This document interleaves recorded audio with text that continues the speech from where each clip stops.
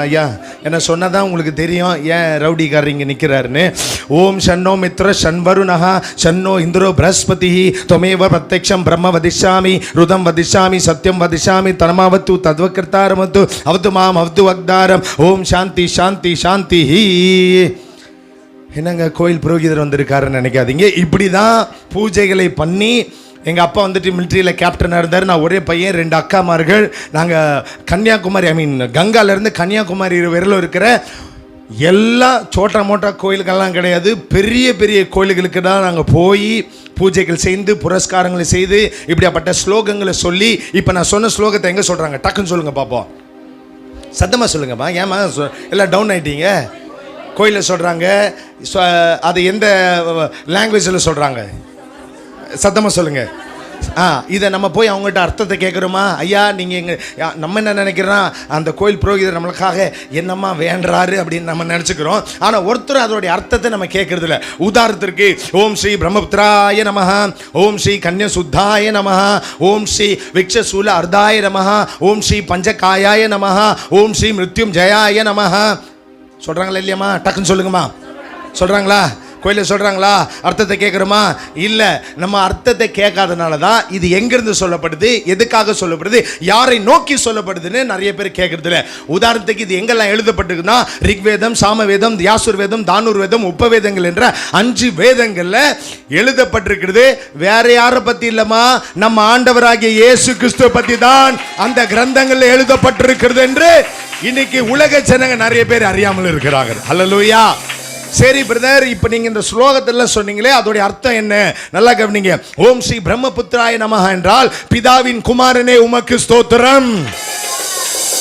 ஓம் ஸ்ரீ கன்யசுத்தாய நமஹ, கண்ணின் வயிற்றில் பிறந்தவரே உமக்கு ஸ்தோத்திரம். ஓம் ஸ்ரீ பஞ்சகாயாய நமஹ, 5 காயங்களை கொண்டவரே உமக்கு ஸ்தோத்திரம். ஓம் ஸ்ரீ விருக்ஷசூல அருதாய நமஹ, சிலுவையில் மரித்தவரே உமக்கு ஸ்தோத்திரம். ஓம் ஸ்ரீ மிருத்யும் ஜெயாய நமஹ, மரணத்தை வென்றவரே உமக்கு ஸ்தோத்திரம். மரணத்தை வென்றது யாரு பிரதர்? சத்தமா சொல்லுங்க. கண்ணின் வயித்துல பிறந்தது யாருங்க?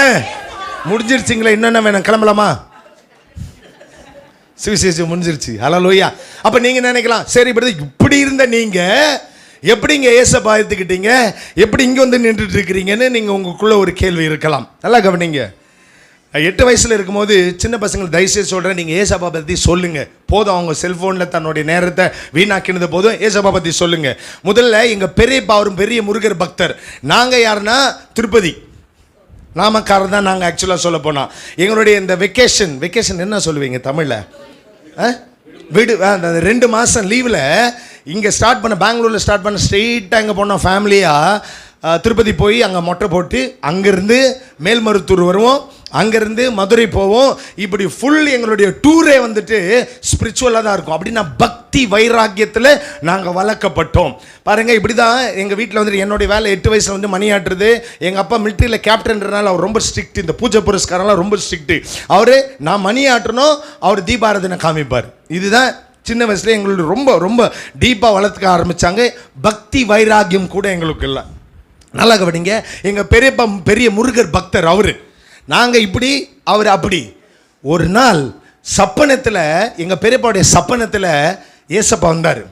ஏசப்பா வந்து நின்று அழகேசன் அழகேசன் அழகேசன் 3 முறை கூப்பிட்டாரு. அப்போ அவர் பார்த்தீங்கன்னா வெள்ளை அங்கேயே தரித்தவரா, சுருள் முடியோட அழகா. அப்போ எங்கள் பெரியப்பா கூப்பிட்ற யோசிக்கிறாரா, எங்கே கனவுலேயே யோசிக்கிறார், நான் கும்பிடுறது முருகர், இவர் என்ன இயேசு மாதிரி தெரிகிறாரே அப்படின்னு சொல்லிட்டு அப்படியே தூங்கிட்டாரா.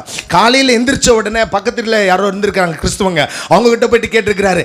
நைட்டு கனவுல இயேசு மாதிரி தெரிஞ்சாரு, என்னை பேர் சொல்லி அழைச்சாருன்னு அவங்களுக்கு ஒரே ஷாக்கு. அவங்க சொல்கிறாங்க, நாங்கள் கிறிஸ்துவர்களப்பா, எங்களுக்கே அந்த கிருபத்தை கிடைச்ச, உனக்கு அந்த கிருபை கிடைச்சிருக்குதுன்னு பைபிள் இருந்து ஒரு வசனத்தை எடுத்து காமிச்சிருக்கிறாங்க. நானே உன்னை பேர் சொல்லி அழைத்த தேவன். அந்த வார்த்தையை படிச்சார் எங்க பெரியப்பா. அந்த வார்த்தையை படிச்சார், அந்த பைபிள் கொடுத்தாங்க, நீங்க எடுத்துன்னு போயிட்டு வாசிங்கப்பான்னு. அதெல்லாம் படிச்ச உடனே முதல்ல எங்களுடைய ஃபேமிலி எப்படி தெரியுங்களாமா, மறுபடியும் சொல்றேன், தாழ்மையா சொல்றேன், எல்லாருமே மிலிட்டரிக்கார குடும்பம், கடா வெட்டி அவருடைய ரத்தத்தை எடுத்து வீட்டெல்லாம் தெளித்து ஒரு மாதிரி ரொம்ப எங்கள் வீடு எப்படி இருக்கும்னாக்கா கோவில் மாதிரி இருக்கும். கோவில் மாதிரி 3ஆம் சனி 4ஆம் சனி எல்லாம் பார்த்தீங்கன்னா கோவில் மாதிரி இருக்கும். ரொம்பனா ரொம்ப எப்படி சொல்கிறதுனே தெரியல, அதுக்கு வார்த்தை இல்லை, நேரமும் இல்லை. அப்படியாப்பட்டவரில் ஏசப்பா முதல்ல தெரிஞ்சுக்கிட்டு எங்கள் பெரியப்பா ஏற்றுக்கிட்டாரு. அப்போ எல்லாரும் எங்கள் அப்பாவுக்கு வந்துட்டு 5 அண்ணன், 5 எங்கள் அப்பா தான் சென்டரு, மிச்சம் 2 அண்ணன் 2 தம்பிமார்கள். இவர் எப்போ எங்கள் பெரியப்பா அல்லேலூயா அப்படின்னு சொல்லி ஏசப்பா ஏற்றுட்டு போனாரோ எங்கள் குடும்பம் எல்லாமே கேலி கிண்டல் பண்ண ஆரம்பிச்சிட்டாங்க. அவர் என்ன அல்லேலூயா கூட்டத்தில் போய் சேர்ந்துட்டார், அல்லேலூயா கூட்டத்தில் சேர்ந்துட்டாருன்னா கேலி. அவரெல்லாம் அதெல்லாம் கண்டுக்கவே இல்லை. அவருக்கு தெரியும் உண்மையான கடவுள் ஏசப்பா தான் சொல்லிட்டு. நாங்கள் சின்ன வயசில் இருக்கும்போது 8 வயசில் எங்களை கூப்பிட்டு ஏசப்பா பற்றி சொல்லுவார். என்ன சொல்லுவார்னா, ஏசப்பா தான் மனுஷனுடைய பாவங்களுக்காக மரித்து 3ஆம் நாள் உயிர் தெழுந்து இன்றைக்கும் உயிரோடு இருக்கிறார். இங்க பாருங்க, அந்த உயிரோடு இருக்கிறார் என்ற வார்த்தை தான் என்னை டச் பண்ணுச்சு.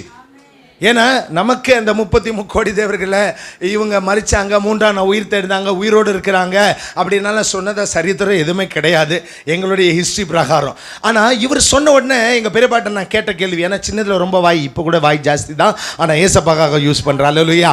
அப்போ எங்கள் பெரியப்பாட்ட கேட்குறேன், நான் சவாலாக கேட்குறேன், பெரியப்பா ஏசப்பா தான் நீங்கள் உண்மையான கடவுள், நம்ம கும்பிடுறது 33 கோடி தேவர்கள், ஆனால் நீங்கள் சொல்கிறது ஏசப்பா தான் உண்மையான கடவுள்னு சொல்கிறீங்க. சரி, ஏசப்பா உண்மையான கடவுள்னா அவரை நான் பார்க்க முடியுமா டைரக்டான்னு கேட்டேன்.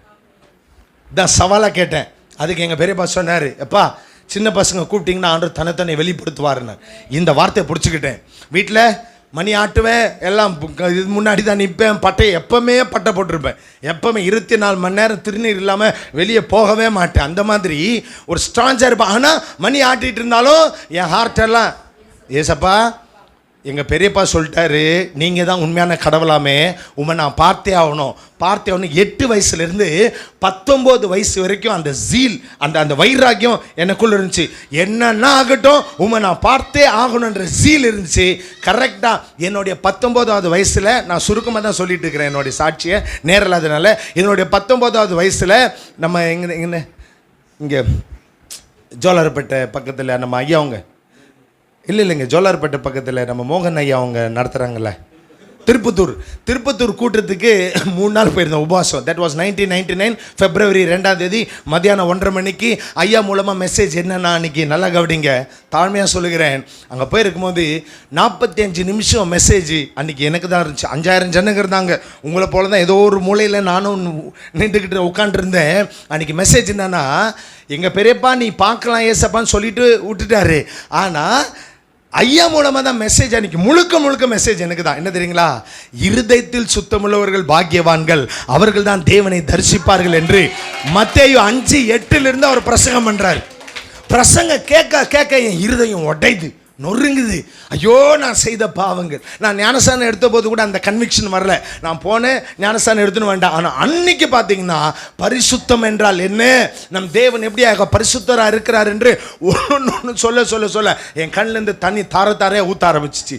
கடைசியில் ஐயா சொன்னார், நீங்கள் நில்லுங்க, யாரெல்லாம் கடைசி நேரம் ஜபத்தில் அவர் சொல்கிறாரு, இப்போ நீங்கள் முழங்கால் படிக்கிட்டு நீங்கள் எல்லாரும் ஜெபம் பண்ணுங்கள், உங்கள் பாவங்களெல்லாம் அறிக்கையிடுங்க. உங்கள் பாவத்தில் அப்போ 19 வயசுன்றனால எனக்குள்ளே இருந்த அந்த ரகசிய பாவங்கள் எல்லாம் வச்சு முட்டி போட்டுறணும் இல்லையோ, இன்னும் தேம்பி அழுகுறேன். இன்னும் என் சட்டெல்லாம் நனைஞ்சிருச்சு.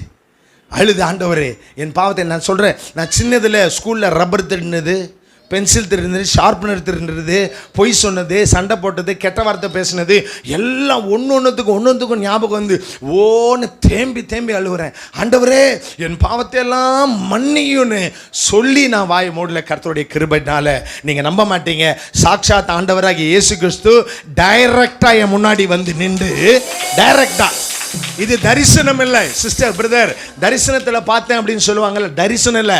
நீங்கள் என்ன எப்படி பார்க்குறீங்க, நான் உங்களை எப்படி பார்க்குறேன், அதே போல் ஏசப்பா டைரக்டாக வந்து நின்றது மாத்திரம் இல்லாமல் அவருடைய ஆணிப்பா இந்த கரத்தை என் தலைமையில வச்சு என் ஊழியத்தை வந்து செய்ய சொல்லு. அதனால தான் நான் இங்கே வந்து நிற்கிறேன். அவர் மாத்திரம் ஏசப்பா மாத்திரம் டேரக்டாக முன்னாடி வந்து நின்றுலன்னா இன்றைக்கி நானும் மற்ற பசங்க மாதிரி சினிமா தியேட்டர்லேயோ, டிஸ்கோலையோ, பார்லேயோ, பப்லேயோ என் நேரத்தை நான் வீணாக்கி இருக்க வேண்டும். நரகத்துக்கு நேராக தான் என் நேரத்தை நான் செலவு செய்திருக்க வேண்டும். அல்லேலூயா. நிறைய பேருக்கு ஒரு கேள்வி இருக்கலாம், அவரும் ஒரு கடவுள் தானுங்க. ஒரே ஒரு கேள்வி கேட்குறேன், ஒரு குடும்பத்துக்கு எத்தனை எஜமானன் இருக்கணும்? டக்குன்னு சொல்லுங்கள், டக்குன்னு சொல்லுமா? இல்லைம்மா 4 பேருமா? இல்லைம்மா 10 பேருமா, 100 பேருமா, 1000 பேரு, 3,00,00,000. அல்லேலூயா. அந்த எஜ்மா பாருங்க. அதே போல நான் என்ன கேட்குறேன்னா, இந்த பூமியை உண்டாக்க எத்தனை பேருமா வேணும்? எத்தனை பேருமா? அந்த ஒருத்தர் தான் நம்ம ஆண்டவராகிய இயேசு கிறிஸ்துன்னு பைபிள் சொல்லுது. அல்லேலூயா. கர்த்தர் மகிமை உண்டாகட்டும். ஏசப்பா ஏற்றுக்கிட்டு 19 வயசில் வந்துட்டோன்னு விட்ருவானா சாத்தானே? அதனால் பயப்படாதீங்க. ஐயோ சாத்தானுங்கிறானா, அதெல்லாம் ஒன்றும் இல்லை. எனக்கு என்ன வைராக்கியன்னா, 19 வயசில் நான் குவைத்துக்கு போகலாம் அப்படின்னு பாஸ்போர்ட் வீசெல்லாம் ரெடியாக இருந்துச்சு. Just I have to fly. அந்த நேரத்தில் தான் ஏசப்பா வந்து நின்று, ஏன்னா அவருடைய நினைவு நம் நினைவில், நம்முடைய நினைவு அவருடைய வழி எல்லாமே வித்தியாசம். ஆனால் என்ன பண்ணாருன்னா, எங்கள் குடும்பத்தில் என்ன ஒதுக்கி வச்சுட்டாங்க. எப்படி தெரியுமா பார்த்தாங்க? சொல்லட்டுங்களா? ஒரு சொல்கிறதுக்கே இந்த எப்படி சொல்கிறதுன்னு தெரியல, ஏன்னா வெளியெல்லாம் கேட்கும். குப்பை தொட்டியிலே 3 குப்பை தொட்டி இருக்கும், பார்த்துருக்குறீங்களா? ஒன்று மனுஷர்களுக்கு உபயோகமாக இருக்கும், 2வது நாய்களுக்கு உபயோகமாக இருக்கும், 3வது யாருக்குமே உபயோகமாக இருக்காது. அதுதான் அந்த கேட்டகரியில் தான் என்ன வச்சுட்டாங்க. நான் கேர் பண்ணவே இல்லை. எல்லாம் சொன்னாங்க, பிரகாஷ் பைபிள் எடுத்துட்டான், அவன் நடு தெருவில் நிற்க போகிறான், பைத்தியக்காரனை சுற்ற போகிறான், அவனுக்கு கல்யாணமே ஆகாது, இப்படியெல்லாம் சீல் போட்டு முதிரை போட்டு வச்சுட்டாங்க. ஆனால் பாருங்கள், அதெல்லாம் நான் கண்டுக்கல. எனக்கு தெரியும் ஏசப்பா தான் உண்மையான கடவுள்னு. பைபிளை எடுத்துகிட்டு என்னென்ன வாழ்ந்தாலும் ஏசப்பாக்காக, மறிச்சாலும் ஏசப்பாக்காகன்னு தீர்மானம் எடுத்தேன். எந்த ஜனம் என்னை ஒதுக்குச்சோ அதே ஜனம் இன்னைக்கு, அப்பா எங்கள் வீட்டில் நீங்கள் சாப்பிட்லனாலும் பரவாயில்ல, உங்கள் காலையாவது வச்சுட்டு போய்ட்டுன்ற அளவுக்கு தேவனாகிய கர்த்தர் மாற்றினார். எல்லா மகிமையும் ஆண்டவராகிய இயேசு கிறிஸ்துக்கு மாத்திரம் தான்.